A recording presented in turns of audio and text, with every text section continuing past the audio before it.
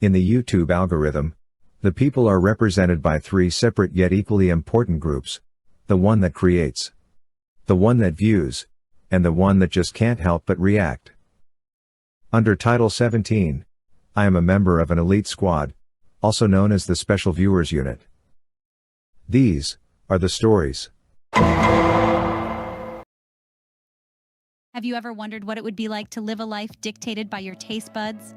Welcome to the world of Chantal, also known as Foodie Beauty, a woman whose journey through health and diet challenges has been nothing short of extraordinary failures. Our story begins when Chantal, in a moment of self-awareness, pricks her finger and tests her blood sugar. The reading? A staggering 316. The revelation of such a high number is a shocking new development for her. Previously, her fasting blood sugar had been around 230, but a recent spike to 369 had prompted her to visit her doctor. The result? Both her blood sugar and pressure were alarmingly high.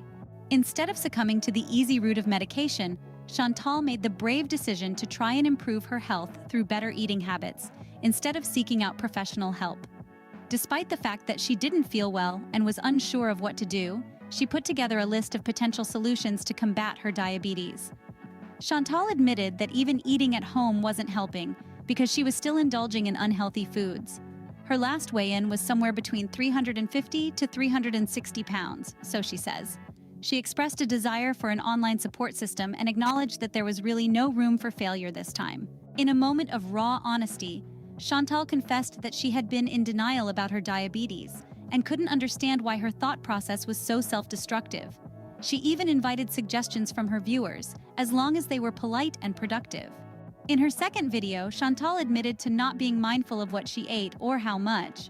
She confessed that she ate to escape from her stresses and acknowledged that her hormones were out of balance. She revealed that every day was a bad food day and that she had not had a single successful day in her diet due to her late-night food cravings. Chantal admitted to abusing herself through overeating and expressed a fear of facing life without the crutch of food. She shared her hopes of developing healthier habits, announcing that tomorrow would be the start of a new chapter in her life. Till her next fast food craving, because you know she is starving and she just can't do it today. Now I ask you, do you have any suggestions or experiences to share that could help Chantal on her journey to better health? Remember, the aim is to be polite and productive. Let's help Chantal turn a new leaf in her life and health. Your input could make a world of difference. Share your thoughts and let's make a positive impact together. Because after all, we're all in this together. And I promise, I won't block you. Now, for the highlight, and don't forget to subscribe. Hey guys, so this is going to be like 2 videos, but it's like the same day. So, it's gonna be a bit weird, I guess. Anyway, so this first video, I'm going to talk about a bit about my health update. I'm not gonna do a weigh-in right now, probably do that tomorrow, but I'm gonna take my blood sugar because I do have that monitor now, and I want to show you guys what my blood sugar is. And I have been taking my blood sugar. It's kind of a problem. Well, it is a problem, a big enough problem. So let me get to that first. So I have my kit.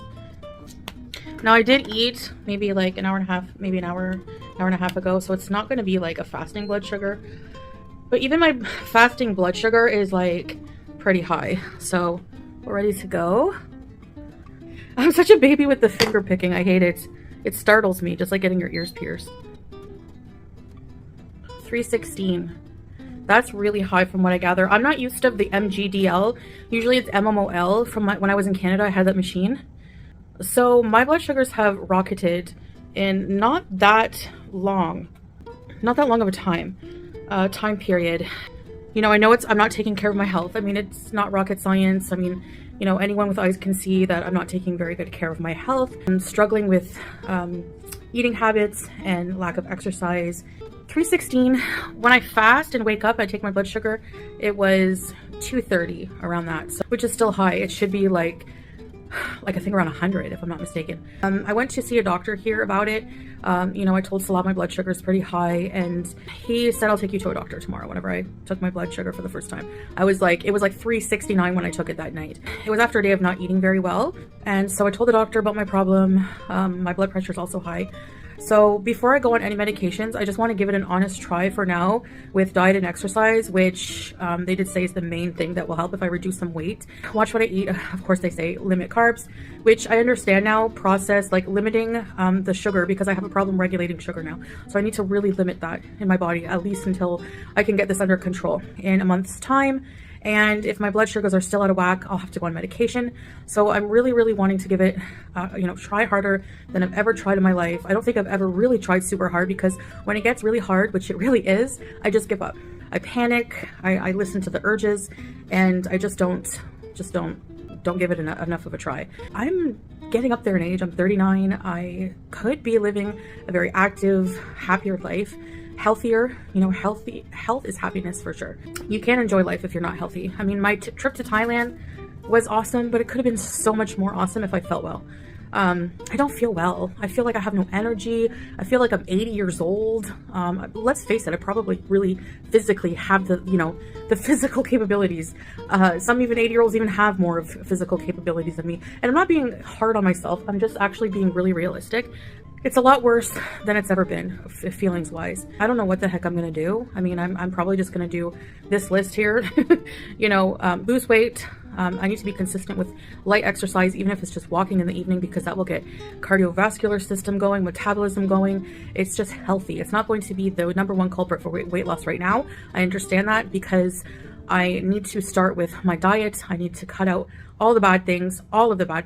I haven't really been ordering out really all that much compared to how I used to, but I have been cooking a lot of things at home. Like if I don't order out, I'm all day cooking things. I'm gonna make a cobbler. I'm gonna make cookies. I'm gonna make poutine. I find ways to get to the bad food, and even if it takes more effort. And when the going gets tough, I just have to get through it. Lifestyle changes for the better are so difficult, But with sugar readings this high, I don't even know what that is in mmol, maybe 16 or something like that. That's really up what it was when I was like 400 pounds. And the last time I weighed myself not long ago, I was 350 or 360. So I'm gonna weigh myself tomorrow morning. Film that. I'm not doing this for any other reason than to just be transparent with myself mostly, and just get better, and I want to have some kind of online support system. I'm afraid that I'll let people down, but there's not really much more option for failure at this point. I mean, my health is not good. I have sleep apnea. I use a CPAP machine.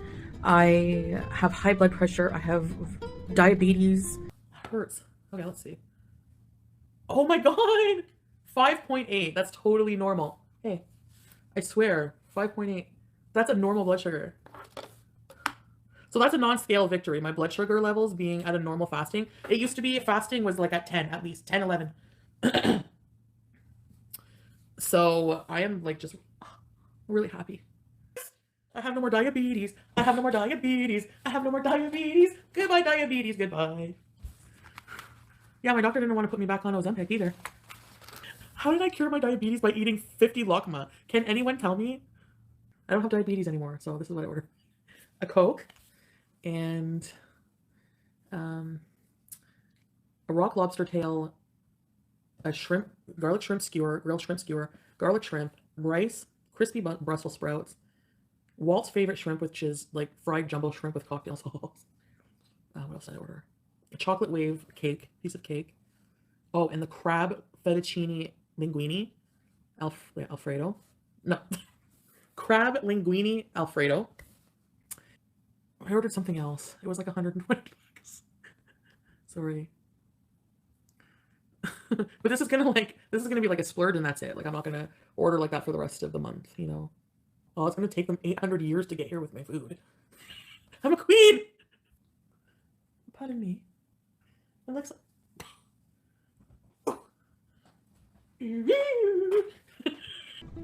I was in denial so long about that, because I thought I'm pre-diabetic, I'm not going to become diabetic. I don't know why I was in such denial that I would ever get diabetes. I don't know. I really don't know how my brain works with that, but that's how it is. I have depression, anxiety, I have all these things I just need to reverse. And exercise can also help with depression and anxiety as well. So they say it takes 21 days, right, to build good habits if you're consistent. So that's what I just need to do. If nothing else, that's all I'm going to do. It's just like a daily video diary of how I'm doing, maybe like a vlog style, what I'm gonna eat. I don't even know. I don't even want to really eat because I look at my stomach, I look at the flesh on my body, the amount of fat I have. I have a lot of energy storage that I could be using for fuel. I don't feel like I want to put more calories in my body. I mean, I have so many already, you know? I want to give my body a chance to break down some of that and use it. If you guys have any suggestions, because I know a lot of you have been through things and a lot of you have been successful, so share your ideas with me. I really need the help. And be, you know, as long as you're polite and constructive, I have no problem with you leaving feedback, you know, never. I appreciate it. I've been journaling, kind of like a food journal, to show you guys and myself, because I don't do this often, a full day of how I eat, so I can really see visually what I'm doing, you know, what I'm putting in my mouth, what's contributing to these health issues. I'm sure it's just overeating and overeating bad things. I'm really gonna really try, because those blood sugar levels are really scary. My blood pressure is scary. I don't want to go on medication for life, and if I can avoid it, reversing these things with a healthy lifestyle or making them manageable, I will love that. All right, so this is the what I eat in a day video, as promised. I'm gonna show you from the first thing I eat to the last thing I eat. I noticed some habits of myself that by watching this video. I just don't seem to care about portion size or how much of something I eat.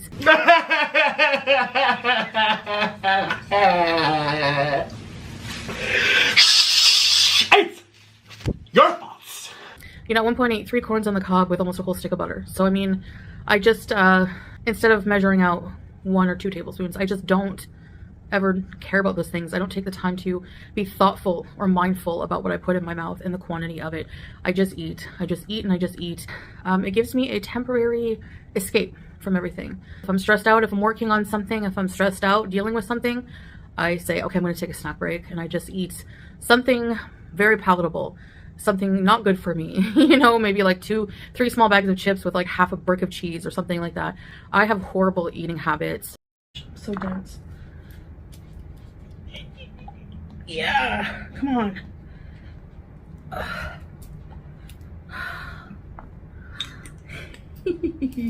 Okay, so we have some ketchup. I do have binge eating disorder. I'm addicted to certain foods, mostly takeout, junk food, all that. And I also am just not a mindful eater at all. My hunger cues are way skewed because of that. My hormones are out of whack. You know, all have natural hormones that tell us when we're hungry, when to stop. I don't even listen to those. I think it's causing me health issues at this point, more than ever, and I have to do something about it. But I wanted to do a diary full day of how I eat I was gonna say on a bad day. So I was gonna say what I eat on a bad day. The reality is every day is a bad day because I eat like this pretty much every day. The amount of full good days I've had in a long time are near zero. I end up caving at night, being so hungry or just not being able to give into those urges. They're very overwhelming, and my body's tired of it. I don't blame it. I've been severely abusing myself with food a lot of times.